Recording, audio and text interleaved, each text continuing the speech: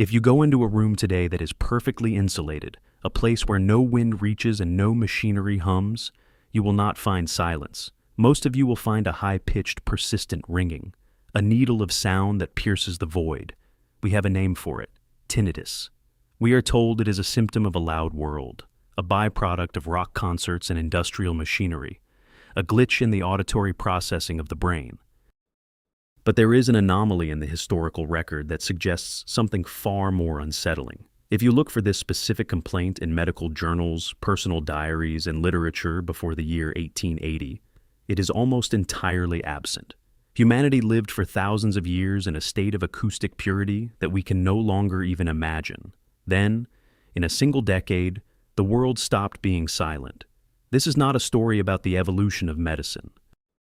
It is a story about a systematic atmospheric reset that occurred between 1870 and 1890, a period when the very medium through which we perceive reality was altered. Before this window, the human ear was tuned to a localized acoustic ecology. Every village, every valley, every cathedral had its own unique frequency, anchored by the resonance of stone and the specific pitch of local bells. As we discussed in our investigation into the destruction of nearly 500,000 bells across Europe, those frequencies were physically eliminated. But they weren't just removed. They were replaced by a global artificial background hum that rewired the human nervous system. In 1880, the first commercial power station began operating. Within years, thousands of miles of copper wire began to wrap around the planet like a web. We are taught that these wires were designed to carry information and light. But from an acoustic standpoint, they did something else. They created a massive, planetary-scale antenna system. Copper is not just a conductor, it is a resonator. By 1888, the air itself had changed. The great whiteout of that year, which paralyzed the eastern seaboard of the United States, provided the perfect atmospheric cover for a massive construction project. While the population was isolated, the sky was being gridded. When the snow cleared, the silence was gone. To understand what was lost, we have to look at the architecture of the Old World.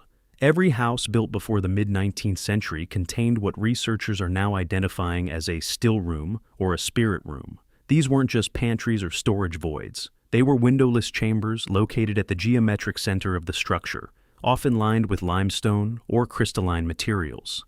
In the official narrative, these rooms are dismissed as primitive larders. In reality, they were acoustic grounding stations.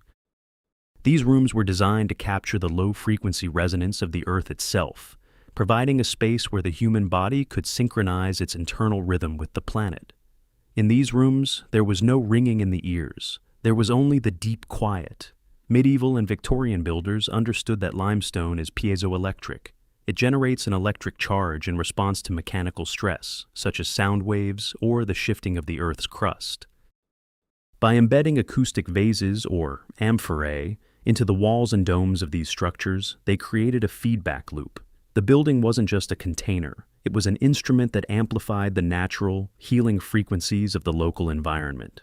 When the bells of the local cathedral rang, they fed energy into these domestic resonators. A community was not just a group of people living together. It was a single, synchronized acoustic organism. Then came the standardization of 1859 and the subsequent legal mandates of the 1880s. When governments legislated the pitch of music, they weren't just worried about orchestra tuning. They were preparing the population for the internal reset. By shifting the global standard away from the thousands of local frequencies and toward a centralized, rigid pitch, they made the old architecture obsolete. The still rooms became dead. The limestone no longer sang because the source frequency, the bells and the organic local sound, had been melted down and silenced. By 1890, the medical records began to change. People started complaining of nerves, of melancholy, and most significantly, of a persistent static in their hearing. This was the birth of tinnitus as a mass phenomenon. It wasn't caused by loud noises. It was caused by the lack of a grounding frequency. Imagine a radio that has been disconnected from its station. All it produces is static. That is what happened to the human ear. We were disconnected from the Earth's acoustic anchor and subjected to the 60-cycle hum of the emerging electrical grid. This hum is not just a sound, it is a biological muting device. It vibrates at a frequency that is fundamentally discordant with the natural rhythms of the human heart and brain.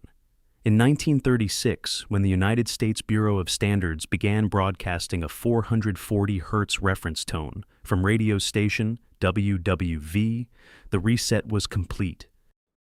The broadcast reached every corner of the nation, overriding whatever local resonance might have remained. We were no longer listening to our environment, we were listening to the broadcast. The buildings of the old world still stand, but they are hollowed out. If you go into a 12th century cathedral today, you might feel a sense of awe, but you are only experiencing a shadow of its true power. The acoustic vases are still in the walls, the limestone is still crystalline, but the fuel, the specific frequency it was built to amplify, is gone. The building is like a grand piano with no strings. We walk through these spaces and feel a strange phantom pressure, a sense that something is missing. That pressure is the resonance trying to find a home in a world filled with static. Why would a centralized power want to eliminate silence? Because silence is where the self resides.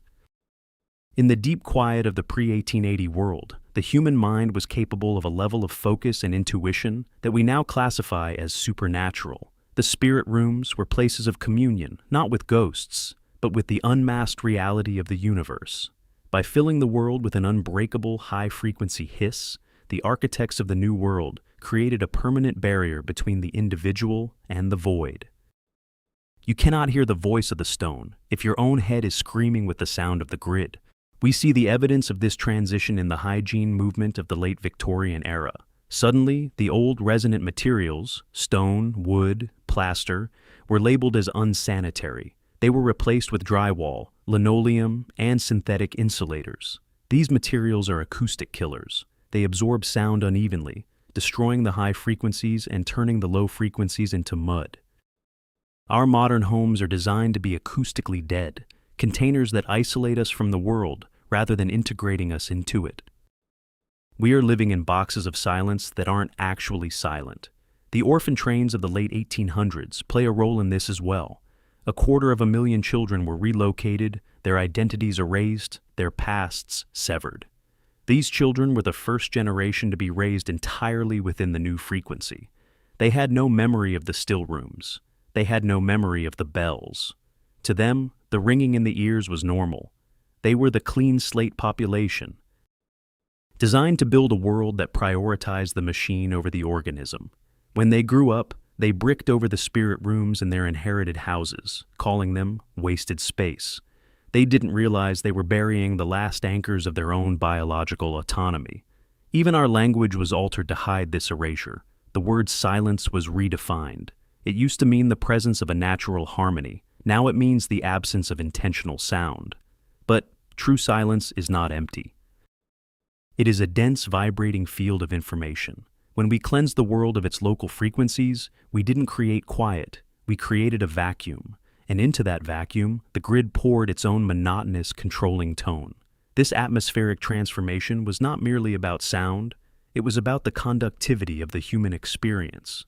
Between 1936 and 1940, the Federal Writers Project captured over 2,900 life histories of Americans who had lived through the transition. These were the last witnesses to the pre-standardized world. If you read between the lines of these archives, you find a recurring theme, a sense of sensory loss. They describe the sky as being brighter, the air as being thicker, and the nights as having a quality of stillness that modern people find terrifying.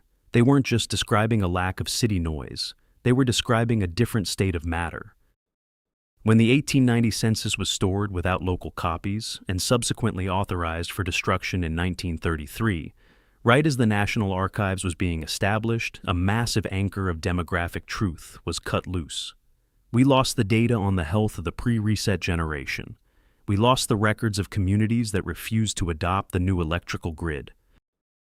This pattern of administrative accidents serves a single purpose: to ensure that we cannot compare our current state of being to what came before.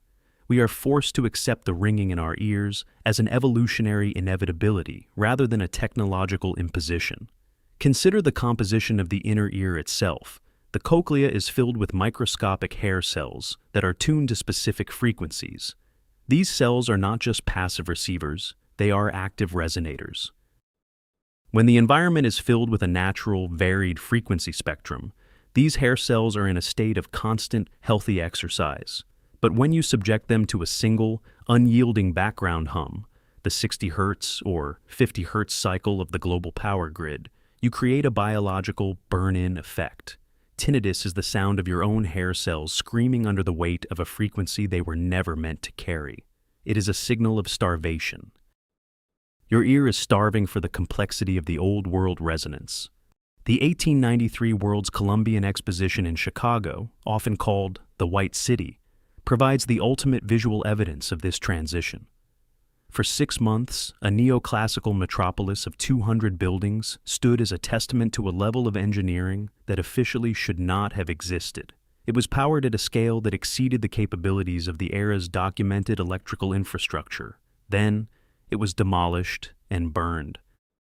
It was a ritualistic disposal of an architecture that still understood resonance. By burning the White City, the architects of the 20th century sent a message. The era of stone and frequency was over. The era of the grid and the hum had begun. This shift was a sensory divorce. We were separated from the soil, from the stone, and from the air. In the early 1800s, people didn't just hear the wind. They felt it as a pressure wave that carried information. The __quote _0 __ were the laboratories where this information was processed. When we lost the rooms, we lost the ability to interpret the world around us. We became blind to the subtle shifts in the Earth's magnetic field because our internal compasses were spinning wildly in the face of artificial electromagnetic radiation. The high-pitched ringing in your ears is not a defect. It is a protest. It is your nervous system looking for a frequency that no longer exists in the air. We are like instruments tuned to a masterpiece that has been burned, forced to play the drone of a factory instead.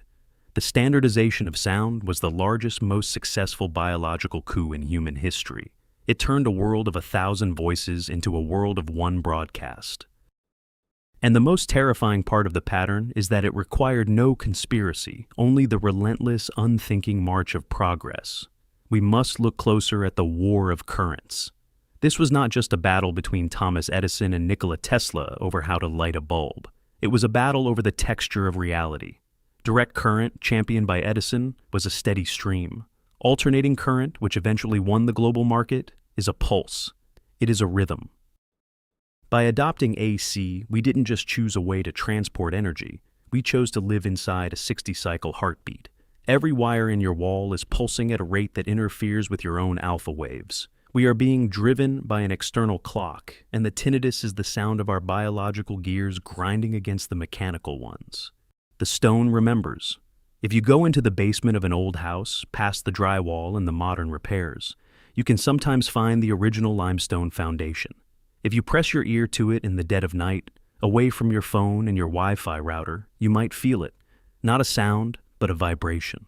A ghost of the frequency that Beethoven used, that Handel recorded, that the Byzantine architects mapped with their clay pots. It is still there, beneath the static. The question nobody seems willing to ask is not which frequency is right. The question is, what was the sound doing when the building and the bell and the voice were all tuned to the same pitch? What happened inside that resonance that we no longer experience? What did those buildings actually do when they were operating as designed? We have the architecture. We have the acoustic vases embedded in 800-year-old walls. We have the reverberation times measured by university researchers. We have the evidence that these spaces were engineered for sound with a sophistication we are still documenting. What we do not have is the frequency. That melted with the bronze. And nobody is asking what it sounded like, because the people who remembered are as gone as the bells themselves. We are left with the architectural remnants of a resonant civilization, living in the wreckage of a world that knew how to sing. The bells are silent, the founders are gone.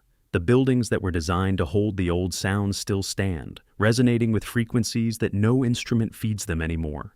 Standardization did not just change a frequency. It replaced an entire ecology of local sound with a single tone broadcast from a tower. Perhaps the next step in our recovery is not to find a new frequency, but to learn how to listen to the silence that was stolen from us. because until we stop the ringing, we will never truly be awake. We must recognize that our modern environment is a sensory prison, designed to keep us from noticing the vast, vibrating world that still exists just beyond the reach of the hum. The architects of the reset may have taken the bells and the bronze, but they could not take the properties of the stone. The resonance is waiting to be rediscovered, hidden in the very foundations of the world they tried to bury. If we can find the frequency, we can find ourselves.